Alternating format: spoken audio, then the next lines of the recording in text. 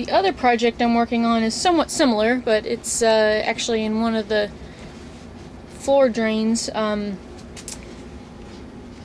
lot of old basements have these. They're little gutters along the floor that if there is water, it basically goes in those and then goes to the drain. Problem is in mine, the water from here over goes back to the wall, and there's no floor drain there. So what I'm going to do is, and I had to do this in the other room, is to do this you relieve the hydrostatic pressure behind the wall by drilling all these little weep holes, and then any water that has got into your cinder block comes out those holes, and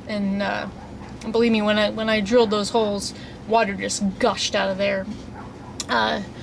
So then once it starts to dry out, I'm gonna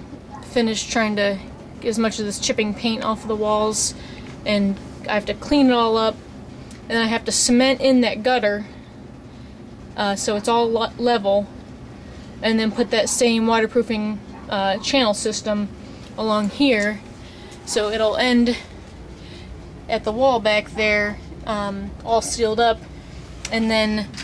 as the water builds up into the channel, it'll come over here and actually go down into the actual floor drain, and it kind of dips down there, so there'll be a little section where it kind of doesn't have a channel on either side of that. And I'm going to do this all along the basement wall in this room. Sorry about the mess here. I had to move everything out of the way to be able to work against the walls, but you know, it goes all along the wall, and then it goes back also to this floor drain. So I'm not going to cover that gutter up all the way, just over in the main room, and the rest of it will either flow to that floor drain or the previous floor drain.